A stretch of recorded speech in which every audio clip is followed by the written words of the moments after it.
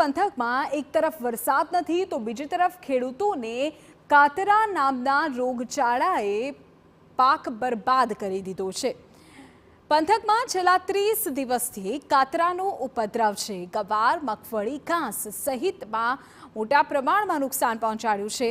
ત્યારે વાદળછાયા વાતાવરણ વચ્ચે આ જીવાતનો નાશ નથી થતો અને ખેડૂતોને નુકસાન થઈ રહ્યું છે। કુદરત પર આધારિત છે આ પરિસ્થિતિ, પરંતુ અત્યારે તો ખેડૂતો નુકસાન ભોગવી રહ્યા છે। મગફળી છે, કઠોળ છે, ઘાસચારો છે, બરાબર।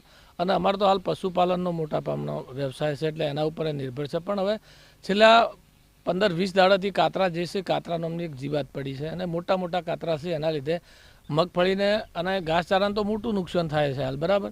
હવે ઓની કોઈ દવા તો આવતી નહીં, કારણ કે દવા કોઈ આવે ને છોટે તોય કાતરા મરતા નહીં। ઓની તો એક જ દવા છે કે ભાઈ આ વધારે પડતો વરસાદ કદાચ પડે તો આ કાતરા મરે, ન કે તડકો વધારે પડે તો કાતરા મરે। પણ હાલ તો નથી વરસાદ વધારે કે નથી તડકો, આ વાદળછાયું વાતાવરણ છેલ્લા ઘણા દાડાથી રહે છે, આખું ગમઘોર રહે ને એના લીધે કાતરા અન્ય બીજી જીવાતોય પડી છે।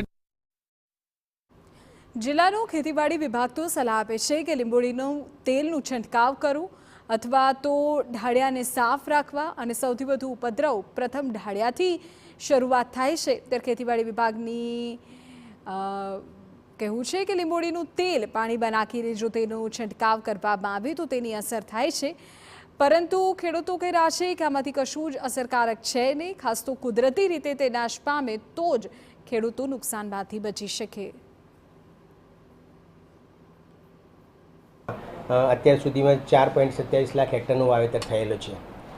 ખાસ કરીને વાવેતર 69% જેવું 3 વર્ષની સરેરાશની સામે થયેલ છે, પરંતુ જે અત્યારે વરસાદ જે પડ્યા પછી વાવણી થયા પછી જે ડ્રાય સ્પેલ જેવું થોડું વરસાદ ખેંચાય અથવા તો થોડું વરસાદ પડ્યા પછી 8-10 દિવસ થયા છે, તેથી ખરીફ પાકોમાં મુખ્યત્વે કાતરા નામની ઈયળ જે ગુજરાત હેરી કેટરપિલર જે કહેવાય છે એનો ઉપદ્રવ થવાની શક્યતા જણાઈ રહેલી છે। તો છેલ્લા 20 દિવસથી વાદળછાયું વાતાવરણ છે અને આ વાદળછાયા વાતાવરણને કારણે કાતરા નામની જીવાતનો ઉપદ્રવ વધ્યો છે, એટલે ખેડૂતોને તો નુકસાન પહોંચ્યું છે, પરંતુ હજુ પણ જો વાદળછાયું વાતાવરણ રહે, તડકો ન પડે અથવા તો વરસાદ ન પડે તો વધુ નુકસાન પણ સર્જાઈ શકે।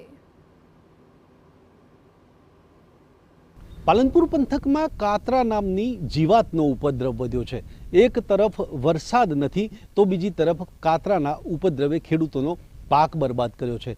ખેડૂતોનો ઘાસચારો, ગવાર, મગફળી જેવા પાકોને કાતરાએ નુકસાન પહોંચાડ્યું છે। જોકે આ કાતરા નાશ પામે એવી તો કોઈ દવા નથી, પરંતુ આ કુદરત પર આધારિત છે। જો વધુ તડકો પડે અથવા તો વધુ વરસાદ પડે તો આ કાતરા નામની જીવાત નાશ પામે, પરંતુ છેલ્લા 20 દિવસથી વાદળછાયું વાતાવરણ છે અને જેને લઈને કાતરાનો ઉપદ્રવ યથાવત છે। ત્યારે ખેડૂતોને આ કાતરા નામની જીવાત જે છે એ અત્યારે તો નુકસાન પહોંચાડી રહ્યા છે। આગામી સમયમાં જો વધુ વરસાદ ન પડે અથવા તો તડકો ન નીકળે તો વ્યાપક પ્રમાણમાં ખેડૂતોને નુકસાન થવાની પણ ભીતિ છે। અતુલ ત્રિવેદી,